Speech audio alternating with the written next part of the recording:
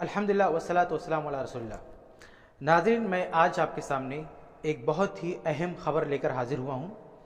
वो ये कि जैसा कि आप जानते हैं कि कुछ दिनों से उमर सिद्दीक़ साहब जमाते अहले हदीस के दरमियान हुसैनी गिरोह और यजीदी गिरोह करके तक़सीम करना चाहते हैं और अहले हदीस अवाम को इन दो फ़िरक़ों में बाँट कर उनके दरमियान एक बिदअत ईजाद करने की कोशिश कर रहे हैं।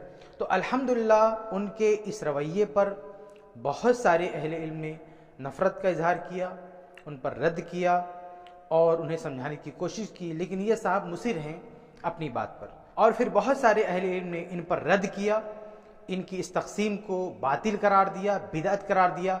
लेकिन इन सब के बावजूद भी इन साहब ने अभी तक तौबा नहीं किया, अपनी इस्लाह नहीं फरमाई। तो अब हुआ ये है कि इन्हीं के मुल्क से 34 अहले इल्म, 34 उलमाए कराम ने मुत्तफ़क़ा फ़तवा सादिर फरमाया है कि जो लोग भी हुसैनी और यजीदी के नाम से गिरोहबंदी करने पर तुले हुए हैं और जमात अहले हदीस को बांट रहे हैं या इस उम्मत को बांट रहे हैं इन दो नामों के ज़रिए, हुसैनी और यजीदी, वो गुमराह हैं, बल्कि इसे बिदअत करार दिया है कि ये तक़सीम बिदअत है। ये मुत्तफ़क़ा फ़तवा है, इस वक्त मेरे पास इसकी फ़ोटोकॉपी है। और इसमें ख़ास तौर से उमर सिद्दीक़ साहब ने जो इस तक़सीम के लिए हदीस से दलील लेने की कोशिश की थी उस पर भी रद्द किया गया। मैं वो अल्फाज पढ़ता हूँ।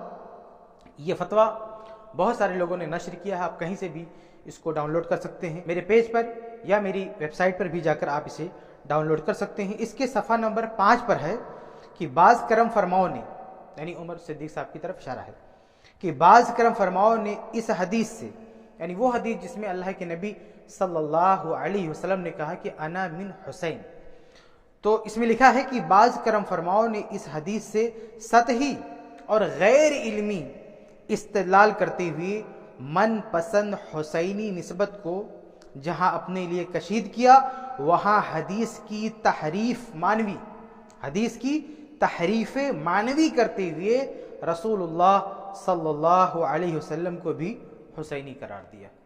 तो देखिए यहाँ पे लिखा हुआ है साफ कि इन्होंने हदीस के माना मफहूम में तोड़ फोड़ करके उसमें तहरीफ मानवी का इर्तिकाब किया है। तो अल्हम्दुलिल्लाह इतने सारे अहले इल्म ने इनके इस तर्ज अमल से बरात का इजहार कर दिया है, इनके इस मौक़िफ़ के ख़िलाफ़ और इनकी इस दावत के ख़िलाफ़ और इनकी इस तक़सीम के ख़िलाफ़ मुत्तफ़क़ा फ़तवा सादिर फरमा दिया है। इसलिए अब उमर सिद्दीक़ साहब अपनी इस्लाह करें या ना करें, लेकिन जो अहले हदीस नौजवान हैं, जो आवाम हैं, उनको समझ आना चाहिए कि सच्चाई क्या है और सबको बिलख़ुसूस नौजवान और आवाम उन्हें फ़िक्र करनी चाहिए कि कहीं ये साहब इन्हें गुमराही की राह पर ना डाल दें।